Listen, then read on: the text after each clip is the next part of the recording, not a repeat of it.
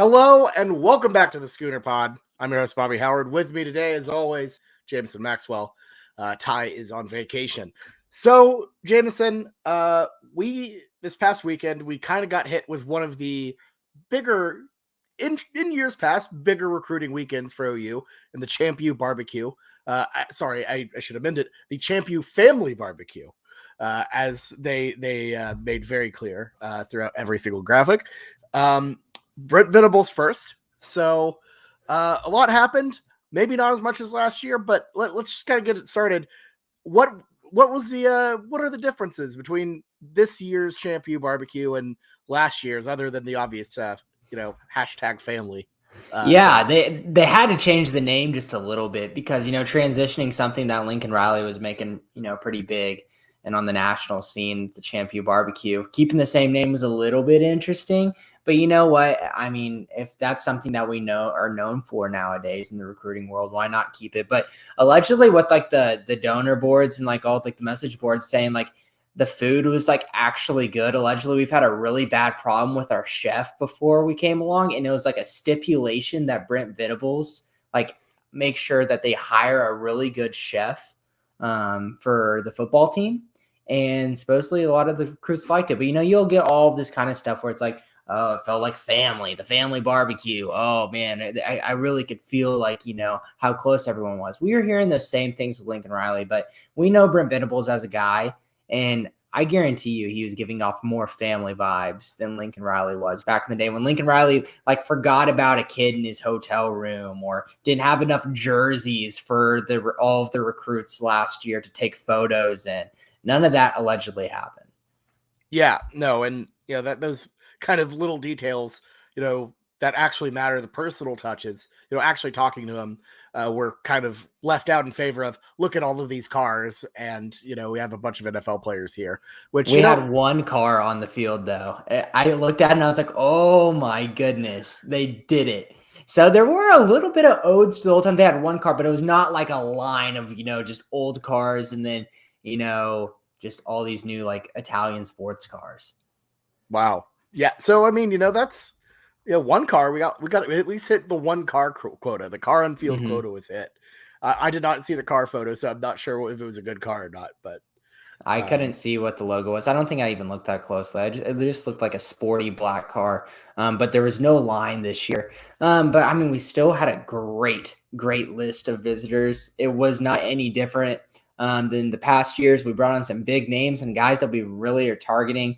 Jackson Arnold being the leader there is the OU commit and the quarterback of that class who just got his 5th star on 247 Sports today. So we have a 5-star quarterback in our recruiting class, which is stellar after we just lost the quarterback whisperer.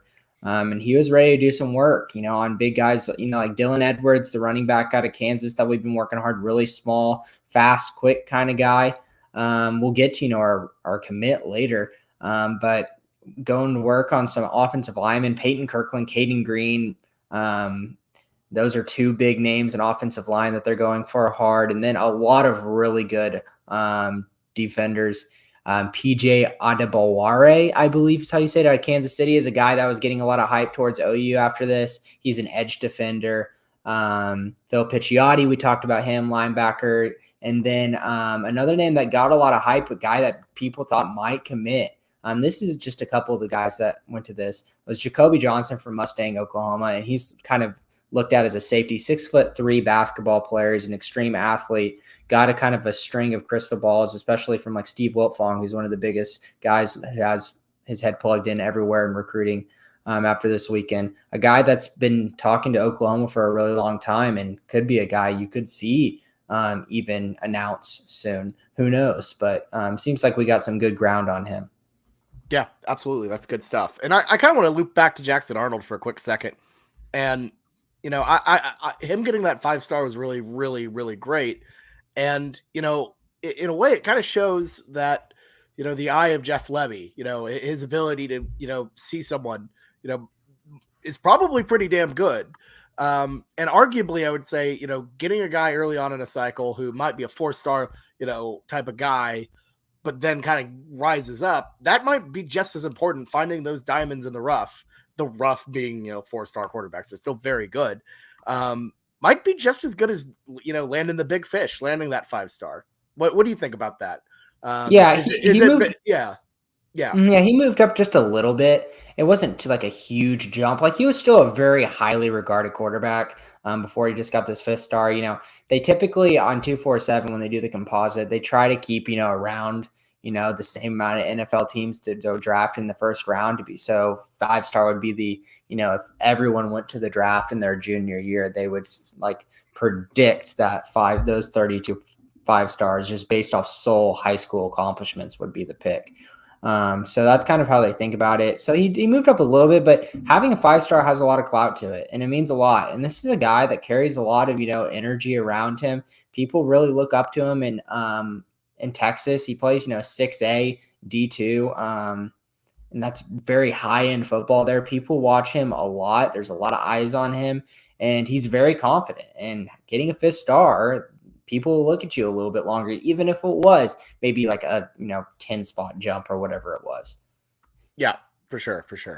It's good stuff, and I love it.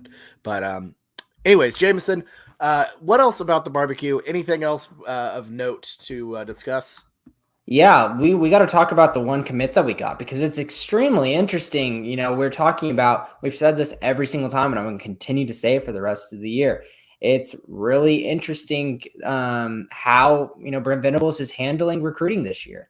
If you commit, you can't have any more visits, and especially for a guy who I don't know how many official visits if he's taken anywhere. And Keon Brown, our new wide receiver commit, committing to us after he got the offer 2 weeks before or like a week before, whenever he came to our camp.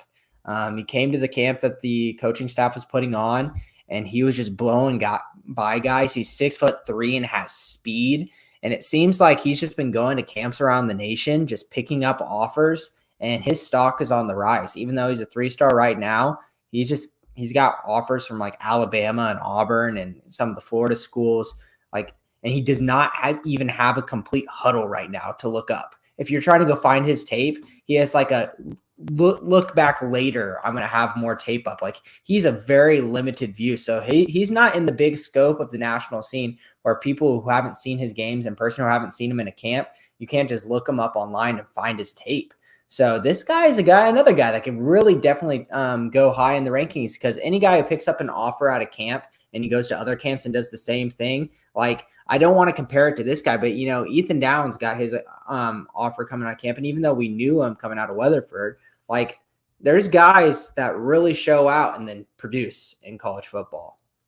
That's crazy that he doesn't have like a really substantial huddle available. I mean, hell, I'm sure you could dig back and find my huddle. It's not very good, but I'm sure you could find it hanging around out there somewhere on the internet. Yeah, it says junior year, small sample, more to come is the title of his huddle that he has.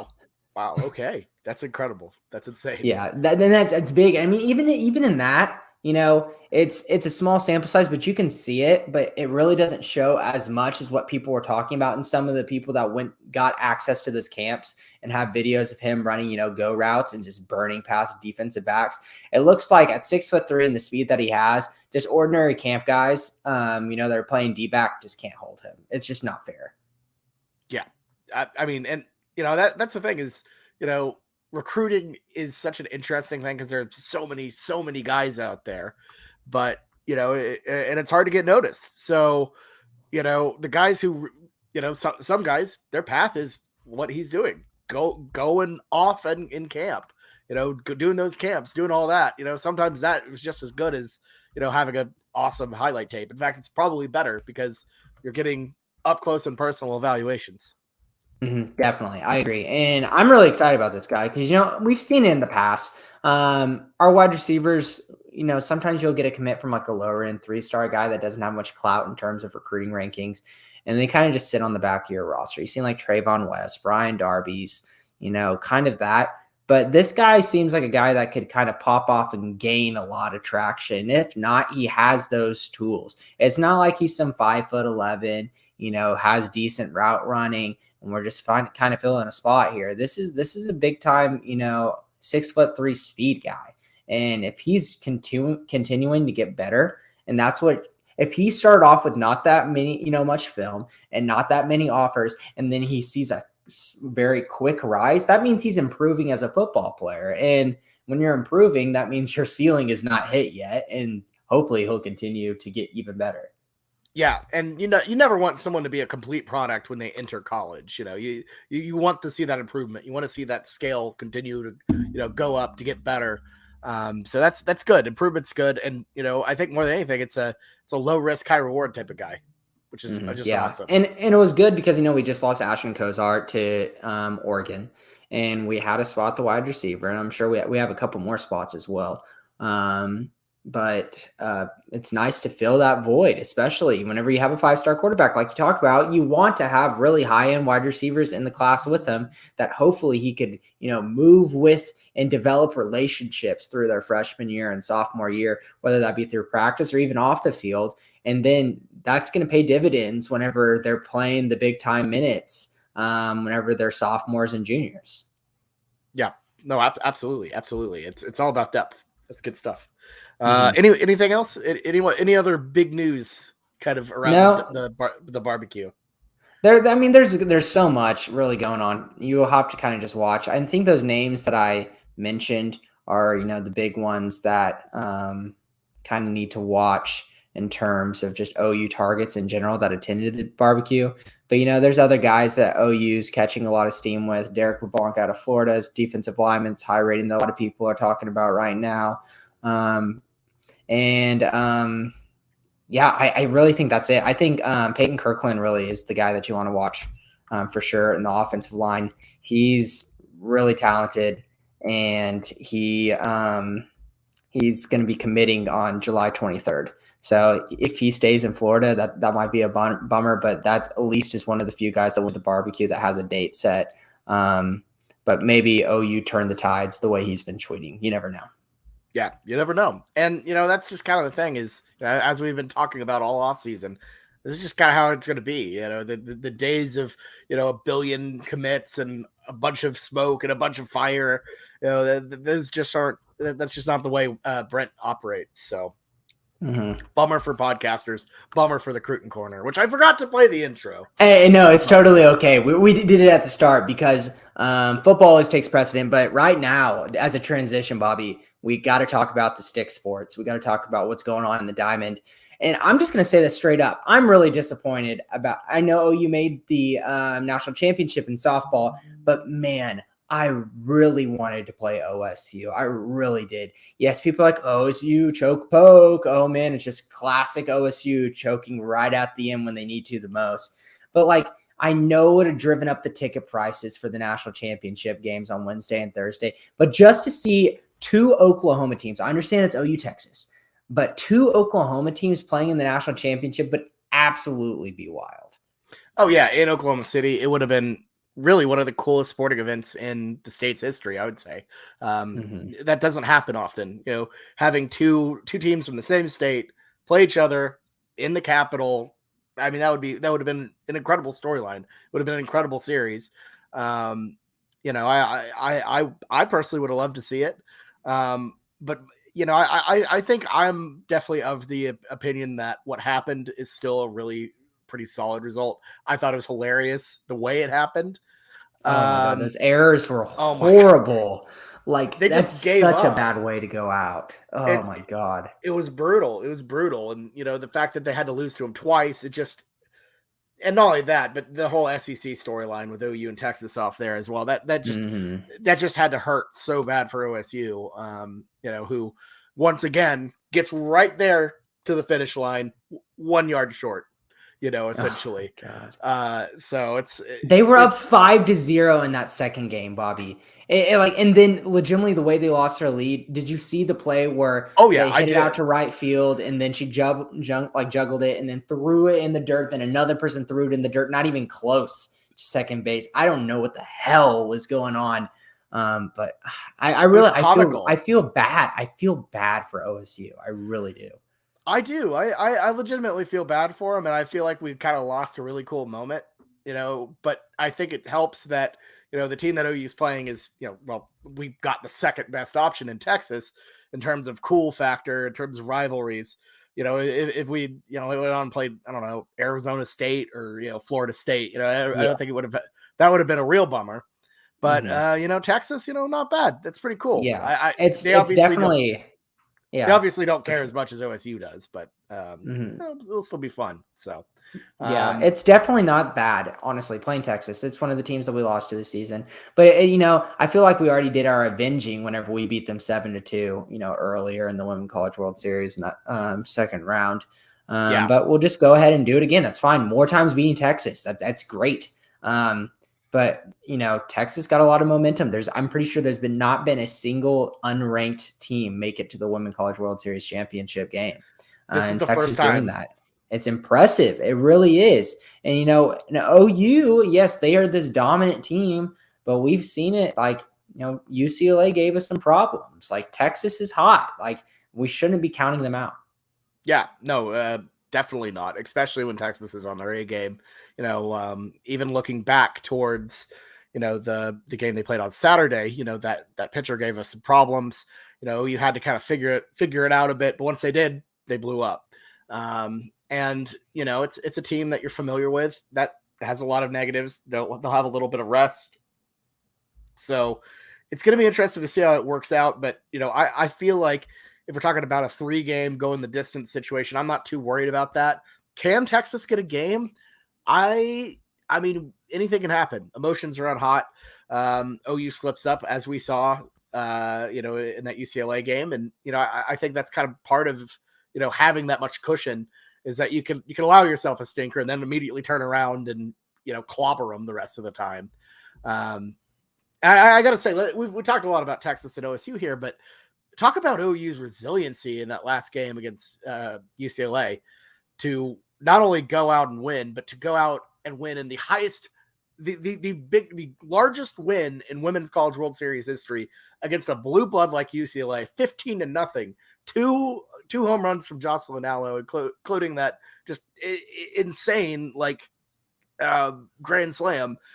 Is she the best softball player of all time? We're not softball historians, but come on. Yeah, you have to think about it. She's absolutely the best offensive, softball player of all time. There's no doubt about that. Her home run numbers show it, and she's an absolute menace. And this is also talking about a girl who gets continuously walked. Like you saw all throughout this season, many teams just avoid her, but you can't avoid that whenever you're in the postseason. You cannot just walk her, especially whenever you have Jada Coleman and Tiara Jennings legitimately around her, all Americans. So that doesn't usually work out.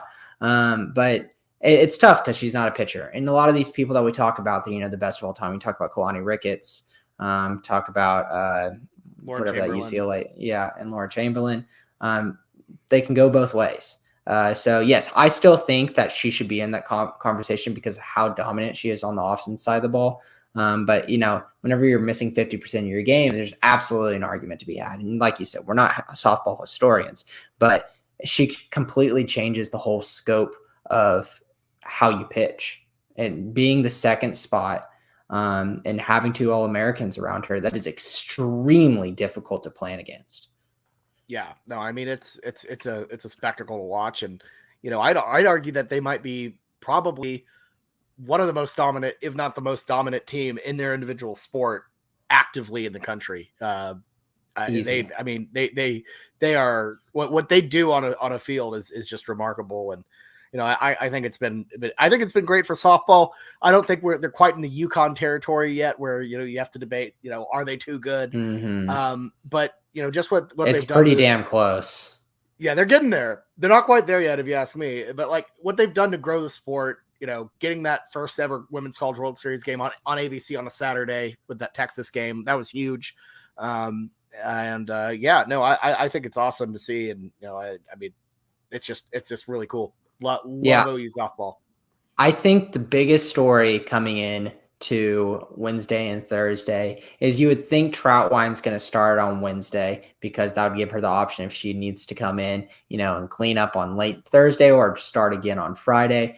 But after that Wednesday game, no matter what happens, who's going to come out and start on that Thursday game? Because, the Oklahoma softball team caught a lot of flack for not starting Jordy Ball, even though they put her out right after May just had a rough time. And Patty Gasso came out and said today that, Jordy Ball is good to go. The problem is she's just not 100%. She's got some forehand problem. And I was talking to someone, forearm, forearm problem. I was talking to someone who used to play softball back in the day, and she was listening to the announcers talk about the injury. Essentially, she has to completely change her whole way she pitches to where her ball is almost dropping. She has to she can't manipulate her arm angle to give her certain angles the way she wants to pitch. So she's quite one-dimensional right now how she pitches, but she's that good. Freshman All-American, freshman of the year in Jordy Ball, you've got to play that talent even if she's one-dimensional. She's still really good. And May's still a hell of a pitcher. Nicole May, but the problem is she got burned. And that will be in the back of her brain. And I think we should go ahead and give the freshman All-American her chance on Thursday, no matter what happens, to start, just to see what happens and to see if talent prevails. Yeah, absolutely. You got to play your best pitcher if you get to that, situation where you can win a national championship. You got to close them out. You got to do it. And, as 1982, Boomer Sooner, commented on our YouTube page. She actually, I think, did pretty well against UCLA, all things considered, in relief of Nicole May. So I think she's ready for it. I think she needed to kind of get warmed up to it. But we'll see how it goes. OU, they have a pretty damn good bullpen, all things considered. Just looking at how solid that pitching staff is, going through Troutwine, etc. So, and again, like you said, even Nicole May is still great. So I don't know. I'm excited to see how it pans out. I am hoping for a quick 1-2, but these things always seem to get more complicated than they appear. So we'll see. But I'm excited. It's going to be really fun. So that starts if you're listening to this podcast tomorrow morning or the day after recording, starts today on Wednesday. So check that out for sure. Now, softball, not the only as mentioned, not the only stickball sport who's on absolute fire right now. OU baseball pulled out a super regional win at Florida on the last day. Rain delayed as hell, 5.5 hours. Down one when they started back up, got down to a 3-1 deficit, but they battled back, got that win. And Jameson, you and I, we obviously not massive baseball guys either, but have you been how have you been following the baseball boys? You liking the team? You follow? Yeah, I popped in the Big 12 tournament, and I've kind of been pretty closely, not too closely paying attention, but I've been really impressed with them. This is a nice group of guys that are getting hot at the right time. We talk about that all the time in all facets of sports. Teams that go out and win their conference championship when they weren't the favorite, whenever there's a lot of big time teams to beat, go out there and perform on a high level and then move into the tournament. You see all the time in March Madness and basketball, those teams make it far. But now it's the Sweet 16, and Sweet 16 does take a lot of those Cinderella 11 seed teams out of the tournament because you're playing high end,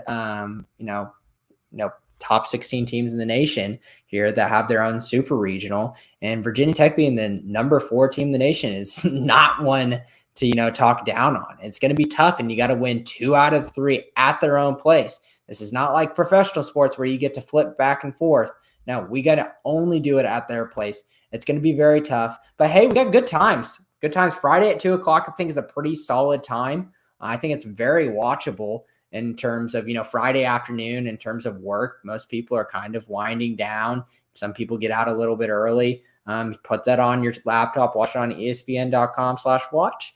And then a big noon on Saturday, we'll get to watch at 11 a.m.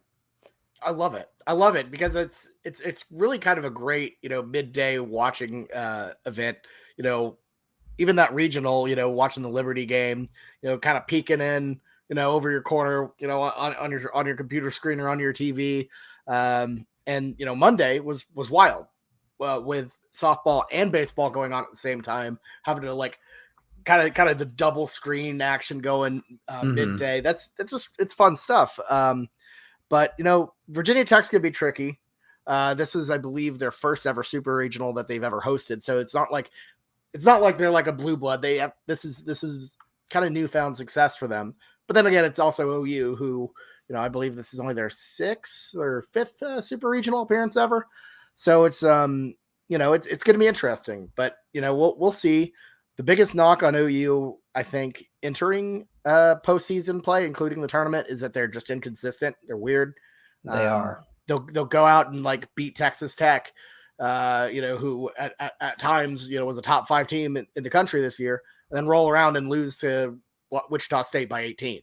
So they're up and down. They're hot and cold usually, but they've been just absolutely red hot to end the season. So that's kind of the thing is, even though there are a lot of people who are like, OU's good, they're on fire. At some point, what comes up got to come down. At some point, you have to worry. But hey, maybe this is just a team of destiny that just gets hot and just goes all the way to Omaha. Yeah, the bats are hot, really. If we can keep up our hitting, anything's possible, really, because it's hard to keep up with. We're hitting that many grand slams, some gram slams that have been the special. We've got a lot of guys that are really doing good hitting the ball. I think, who's your favorite guy? Crooks? Don't you like Jimmy Crooks? I'm a Jimmy Crooks guy. I've been a Jimmy Crooks guy for like going back to last year in the Big 12 baseball tournament where we were garbage, but get a couple beers in me, I'll just start screaming Jimmy Crooks over and over again. It was pretty great. Jimmy Crooks is great. Love Kendall Pettis. Hard not to love Peyton Graham as well. They're just a really likable team. And for me, it's nice to see him go on this run after we had 2020 kind of completely stolen from us, because that was a team that was like, I think was going to be an Omaha lock. So if this team could get hot, make a run to Omaha, I mean, I'm not going to lie. That is something that is a bucket list for me to see OU at Omaha. So might have to pull that one out of nowhere, but I don't know. Big Jimmy. Are you saying you'd consider Omaha if they get out of Blacksburg? Oh yeah, I'd go to Omaha. I would love to see that. That'd be so fun. All right, take us to Omaha, the wonderful land with so many things to do. What was that movie? It was Yes Man or whatever. I think with Jim Carrey, and they're like, oh, that's Lincoln that they went to. It was not Omaha, but it was like he was like, sir, like you're randomly making very disturbing, movements around, and then you took a random flight to Nebraska. Who are you? Why are you traveling randomly to Nebraska? But that was Lincoln because they put him at the game. But Omaha would be so cool to go to. I think that's just like, especially as our baseball program, it's not really something that we're known for, and we've kind of already talked about it. How many more times do you think we'll be there? And then how many more times will you have the means to go there in terms of your schedule? So why not hop on that? Yeah. And not only that, but like, yeah, it's just especially with the move to the SEC incoming, where the schedule is going to get even harder. It's going to be intense, but I think, why not? It would be fun. You never know.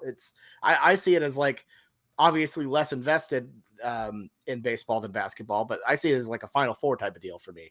Oh no, don't say that, Bobby. No. Oh no. Okay. Did I just blow it? Oh goodness. If we went out like that, I mean, great. If we made it to Omaha, I'd be happy. Really. It's double elimination at least. But goodness gracious, if we went out like we did in Houston, let's not put that into the universe. That. No, gross. Let's not for sure. But 1982 has been great in our comments, by the way. They've actually won every single series since losing to Texas and Arlington. Back in like, shoot, I don't know, that must have been February, March. So the baseball's been pretty damn good. So yeah, he's also a big fan of Graham and McGuire, which is kind of cool that we have Mark McGuire's kid. Sorry, Jameson, what were you gonna say? No, I don't even know, to be honest with you. I think that we have a better track record, at least in the state of Nebraska in our history, you'd think. comparative to our track record in Houston. Just in the recent history and recency bias, our Houston, trips have not been the best, NRG Stadium, Final Four. I feel like Oklahoma has some pretty good history in Nebraska. So I think that we got that going for us. Yeah. Yep. Nope. That is, we do have, that is a state we usually do well at. So I just realized if I do go to Omaha, that will make it like 2 Nebraska trips in the span of like 3 months, which is a truly hilarious thing. Only college sports would you intentionally go to Nebraska twice. Oh man, here we go. We're going to enrage another state on us here. I think Nebraska, I'm sure, has plenty of beautiful things. I enjoyed my last trip to Nebraska back in 2009. That was a good time. I will say it was a bit of a shock pulling up to the hotel, getting out of the car and looking at the tires and having the treads completely filled with corn. Not even kidding you. I thought the corn thing was a bit overblown and a joke. It ain't a joke. There's a lot of corn out there. I tell you what. Mm-hmm. Yeah, I don't think I've heard that story from you, but that honestly surprises me. I thought it was just a stereotype. How it doesn't help that, Barstool Sports posted in Oklahoma City wrangling a cow on the highway. That makes Oklahoma look like a bunch of hicks. Like, oh, it's just a bunch of cowboys, even though our mayor says we'll never see anyone in Oklahoma City wearing a cowboy hat out. But you're going to stereotype Nebraska and it actually fits. That's cool. It's totally cool. Yeah, totally cool. I'm fine with it. Jameson, are you're probably not planning on going to Lincoln, are you? No, I don't think I will be. I'll be in the heat of what's the date on that? What is the date? It's the 3rd week of September, so like the 17th, I think. Okay, so I'll be in a pretty important point in my life with applications and internships for medical school. So no, I don't think I'll be able to travel that weekend. Yeah. That my fall is going to be booked. Absolutely booked. I'll probably be traveling every other, if not every weekend. So it'll be fun though. Yeah, I will be. That's a bummer, but I feel you. I will be out there in Lincoln though, for sure. We are working on those plans, and yeah, it'll be a good time. So I'm looking forward to it. I don't know. I'm excited to see what all that has to offer. I was like a kid last time I went. So I wish I could. Honestly, who knows? Something might be able to go for that weekend. You never know. But I feel like that's just like such a unique experience in terms of college football that when are we going to have that experience for the rest of our life? I mean, can you confidently say, do we even have any? We don't have matchups set with them, right? We actually do. For some reason, that's what I thought. And that's why I hedged it right there. Cause I was about to say, I was like, maybe there is, I think I remember, but that's still a very unique experience that, you can only guarantee one more time in your lifetime. Yeah. And it's just historically really cool. So if you have a chance to go, I would just avoid staying sitting in any of the corners at the football stadium because the end zones literally go behind the press box. So there will be obstructed views by being too far back. They still have it like that. Well, there's no way to not do it. Like there's the place is a complete just ancient like erector set, man. It's crazy. They still have like seats behind poles. Yeah, I remember whenever the Cotton Bowl was, there was a lot of seats like that too. I sat behind a pole at the Cotton Bowl once and I was absolutely enraged. It's like, how mad are you whenever someone stands in front of the TV whenever you're watching, a football game? It's like that to the max. It's legitimately the worst. It's bad. I don't know how I might have just left if that happened. I would have been so mad. And really it's just kind of funny that old-timey people just kind of dealt with it. They never thought, this seems like an okay thing for us to deal with. It's a poll. I could get I'm a proud season ticket holder of Behind the Pole that had it here for 25 years, and I'm very proud. They should bring him onto the field every single season and honor him. I mean, there's a really classic meme of the old Shea Stadium out in the Mets Stadium, the old one, there's a seat just directly behind the foul pole, and it says the best seat in the house because you don't have to actually watch the Mets, which is pretty funny. But Hey, they're pretty good this season now. They are good now. So, all right. Well, Jameson, I think that's all we have for this episode of the Schooner Pod. Final thoughts before we head on out of here? No, I'm really excited how this, y'all probably listen to this on Wednesday or even later in the week. We've got a nice lineup of Oklahoma sports and just sports in general, especially during a time where, after this ends, it's starting to get in the scary times of, sports, NBA finals, softball and baseball just ending. And then all we've got is MLB. So things are getting a little bit scary, but we've got a nice lineup. We got something every single day in OU sports, Wednesday, Thursday, Friday, Saturday, and maybe even a little bit of Sunday. So I'm excited for this coming slate. Yeah, no, absolutely. Soak it up while you can, because it's about to be the dark, dark times, which it's a bummer. I really wish we were having a World Cup this summer instead of. We'll still find content, because I think at the end of every single episode, I know we're really pushing this right now, but it seems like every week we're like, okay, well, we'll probably try to think of something unique next week. And here we go again. We're talking about something, that happens in terms of OU every single week. They find news, keep themselves in the news because it's a brand. Maybe there's some minor manipulations in terms of when things get released. Maybe we'll get some news. So there's always something to talk about with OU. Of course. We're just that massive. We're a massive brand, Jameson, going to the moon. Mm-hmm. But anyways, all right. Thank you all so much for listening. Thank you so much for commenting on YouTube as well. So we appreciate all of y'all. We'll see you next time. Have a good one. Boomer soon.